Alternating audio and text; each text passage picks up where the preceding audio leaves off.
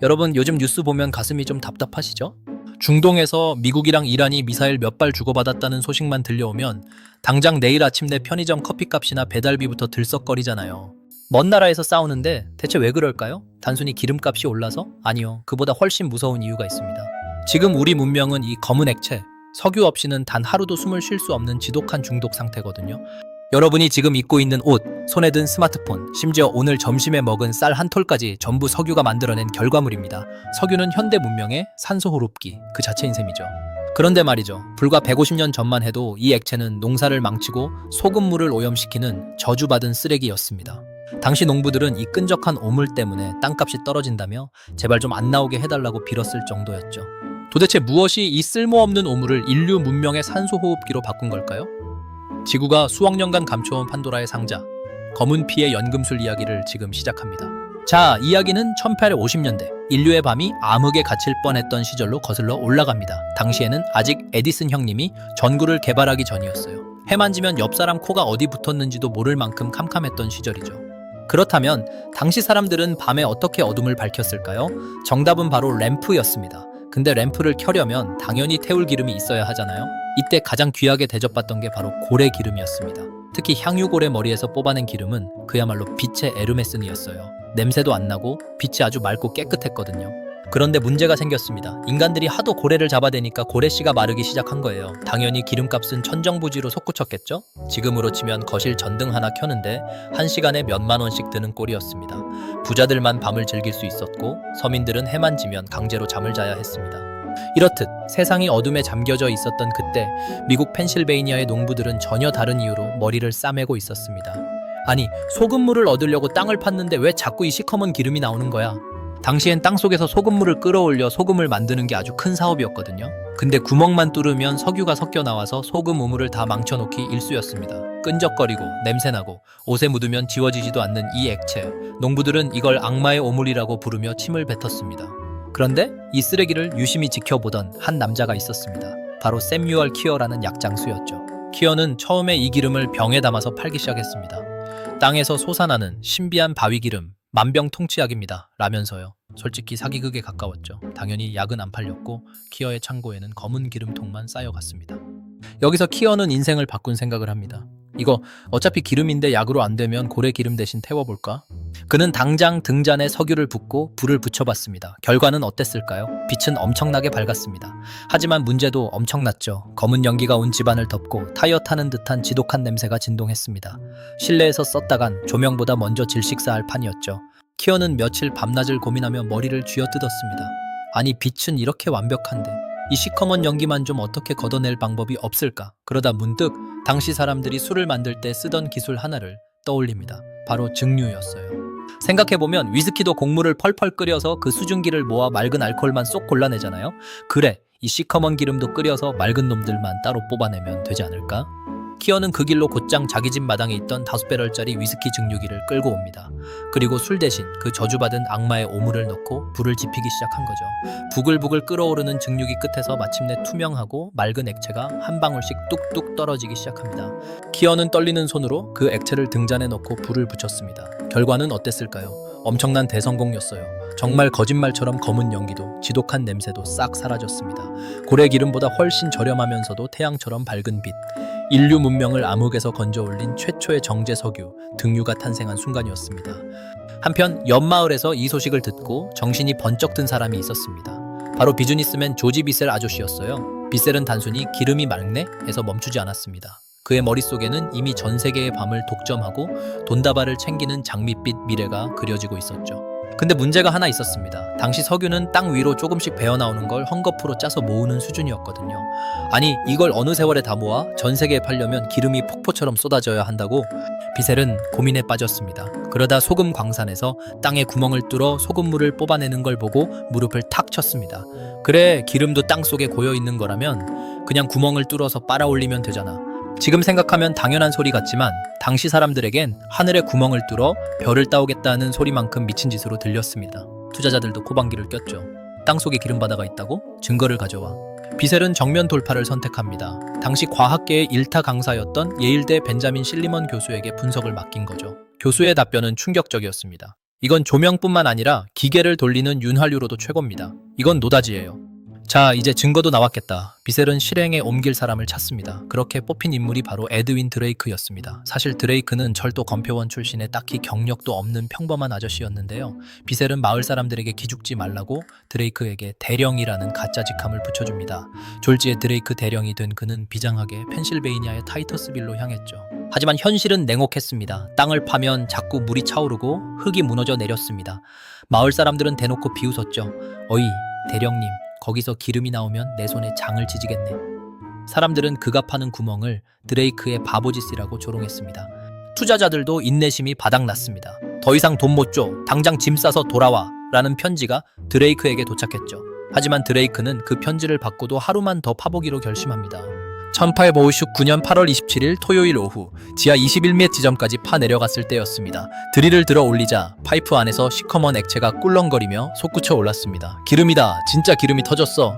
그건 단순히 기름이 아니라 현대 문명을 깨울 검은 피가 처음으로 세상 밖으로 뿜어져 나온 순간이었습니다. 다음 날 아침 마을 사람들은 쟁기를 내던지고 너도 나도 구멍을 뚫기 시작했습니다. 인류의 운명을 바꿀 대격변 오일러시의 서막이 오른 겁니다.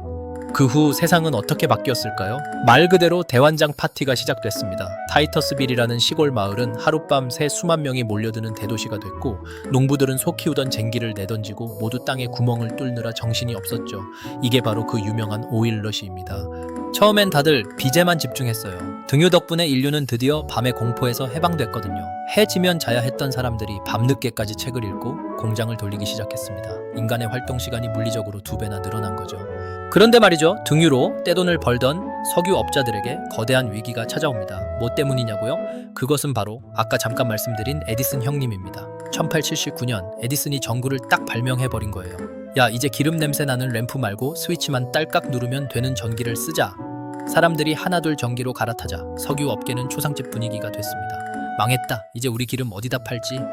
그런데 여러분, 하늘이 무너져도 솟아날 구멍은 있다고 하잖아요. 석유업자들이 등유를 만들고 남은 찌꺼기라고 버리던 게 하나 있었거든요. 등유보다 가볍고 휘발성이 워낙 강해서 뚜껑만 열어놔도 증발해버리는 액체, 심지어 불꽃만 스쳐도 펑 하고 터져버리는 아주 위험한 녀석이었죠. 그게 바로 가솔린, 즉 휘발유였습니다. 당시엔 이 가솔린을 쓸 데가 전혀 없었어요.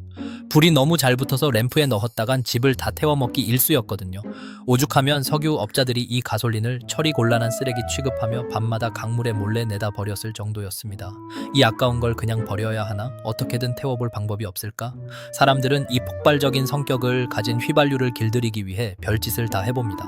얼마나 절실했는지 세탁소에서 때를 빼는 세척제로 써보기도 하고 심지어 이 지독한 냄새가 나는 걸 벌레 쫓는 살충제로 뿌리기도 했죠. 하지만 여전히 휘발유는 산더미처럼 쌓여만 갔습니다. 그런데 말이죠. 독일에서 이 휘발유에 미친 폭발력에 주목한 공돌이들이 나타납니다. 바로 니콜라우스 오토와 고틀리프 다임러 그리고 칼 벤츠였죠. 그들은 생각했습니다. 잠깐, 이렇게 잘 터진다면 아예 좁은 통 안에 가둬놓고 펑펑 터트리는 힘으로 바퀴를 굴려보면 어떨까? 이게 바로 내연기관, 즉 엔진의 시작이었습니다. 그동안은 이 폭발이 무서워서 버렸는데 이제는 그 폭발을 제어해서 동력으로 쓰기로 한 거죠. 처음엔 엔진이 너무 크게 터져서 부서지기도 하고 연료 조절이 안 돼서 불이 나기도 하는 등 수만 번의 시행착오를 겪었습니다. 하지만 결국 인간은 이 날뛰는 야생마 같은 휘발유를 금속 원통, 실린더 안에 가두는 데 성공합니다. 때마침 미국의 헨리 포드가 모델 T라는 자동차를 대량 생산하며 쐐기를 박아버리죠. 어제까지만 해도 강물에 버려지던 쓰레기 가솔린이 오늘부터는 전 세계 도로를 지배하는 황금 연료로 화려하게 부활한 겁니다. 이제 석유는 밤을 밝히는 가냘픈 빛이 아니라 거대한 강철 괴물을 움직이는 무시무시한 근육이 되어버렸습니다. 그리고 이제 석유는 단순히 차를 굴리는 연료가 아니라 나라의 명주를 쥐는 전략 무기가 되어버렸죠. 그걸 가장 먼저 알아챈 게 바로 영국의 처칠이었습니다. 야, 이제 연기 풀풀 나고 무거운 석탄은 버려. 석유를 넣어야 우리 군함이 더 빠르고 더 멀리 가서 적을 박살 낼 거 아냐. 실제로 1차 세계대전에서 석유를 쓴 영국과 프랑스 연합군은 석탄에 매달린 독일군을 압도하며 승리했습니다. 이때부터 전 세계는 깨달았죠. 아, 이제 석유 없으면 전쟁도 못하고 나라도 망하겠구나. 그런데 여기서 진짜 기막힌 반전이 일어납니다. 전쟁이 끝나고 나니 유럽과 미국은 석유에 완전히 중독돼 버렸거든요. 근데 기름은 어디서 제일 많이 나올까요? 네, 바로 중동입니다. 자, 여기서 미국의 고민이 시작됩니다. 전 세계가 석유를 쓰느라 난리인데 이 석유를 우리 영향력 아래 두려면 어떻게 해야 할까? 1970년대 미국 경제가 흔들리면서 달러의 가치가 뚝 떨어지던 위기의 순간이었습니다. 이때 미국의 닉슨 대통령이 사우디아라비아 국왕에게 아주 은밀하고 거대한 제안을 하나 던집니다.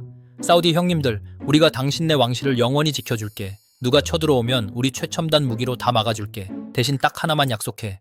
그 약속이 뭐였냐고요? 앞으로 전 세계 누구에게 석유를 팔든 결제는 무조건 미국 달러로만 받아. 이게 바로 세계 경제의 판을 뒤집어버린 페트로달러의 탄생입니다. 석유가 필요한 나라들은 이제 싫어도 좋아도 무조건 미국 달러를 모아야만 했습니다. 기름을 못 사면 공장이 멈추고 나라가 망하니까요. 결국 미국은 앉아서 종이돈만 찍어내도 전 세계의 석유 권력을 통제할 수 있게 된 거죠. 이제 이해가 되시나요? 왜 미국이 중동 문제에 그토록 예민하게 굴고 이란 같은 나라가 달러 말고 다른 돈으로 기름을 팔겠다고 하면 눈에 불을 켜고 달려드는지 말이죠. 결국 150년 전 농부들의 발길에 차이던 그 저주받은 오물은 인류를 신의 영역으로 끌어올린 마법의 물약이 되었습니다. 우리는 석유라는 거대한 근육을 빌려 중력을 이기고 하늘을 날았고 대양을 건너 전 세계를 하나로 묶었으며 수억 년간 지구가 압축해온 에너지를 단 100년 만에 폭발시켜 문명을 꽃피웠죠. 하지만 여러분, 공짜 점심은 없다는 말 아시죠? 이 달콤한 마법 뒤에는 아주 혹독한 대가가 숨어 있었습니다. 우리는 이제 석유 없이는 밥 한 끼도 지어 먹을 수 없고 옆 동네로 이동하는 것조차 불가능한 지독한 중독자가 되어버렸거든요. 석유가 마르는 날이 곧 우리 문명의 유통기한이 될지도 모른다는 서늘한 공포를 안고 살아가게 된 겁니다. 지금 중동에서 들려오는 총성과 미사일 소리들, 그건 단순히 국가 간의 자존심 싸움이 아닙니다. 인류의 생존줄인 검은 피를 누가 더 많이, 더 싸게 차지하느냐를 두고 벌이는 처절한 생존 투쟁인 셈이죠. 한번 생각해보세요. 오늘 여러분이 당연하게 누린 그 모든 편리함 중에서 석유를 빼고 남는 게 과연 무엇일까요? 우리는 과연 석유를 지배하고 있는 걸까요? 아니면 이 검은 액체의 욕망에 지배당하고 있는 걸까요? 어쩌면 지금 이 순간에도 우리 주변 어딘가에는 150년 전의 석유처럼 쓸모없는 쓰레기 취급을 받으며 다음 세상을 뒤집어 엎을 준비를 하는 또 다른 보물이 숨어 있을지도 모릅니다. 마지막으로 재밌는 잡학 하나 알려드릴게요. 세계 최고의 부자로 꼽히는 록펠러, 다들 아시죠? 록펠러가 돈을 쓸어 담은 비결은 남들보다 기름을 잘 캐서가 아니었습니다. 당시 다른 업자들이 버려지는 쓰레기라며 강물에 휘발유를 쏟아부을 때 록펠러는 그 휘발유를 공장의 기계를 돌리는 연료로 싸게 팔아치우는 기막힌 재활용 능력을 보여줬거든요. 결국 세상을 바꾸는 건 기술 그 자체보다 남들이 쓰레기라고 부르는 것에서 가치를 찾아내는 인간의 집요한 통찰력이 아닐까 싶습니다. 오늘의 이야기는 여기까지입니다. 내용이 유익하셨다면 구독, 좋아요 부탁드립니다. 지금까지 지구를 알고 싶다였습니다.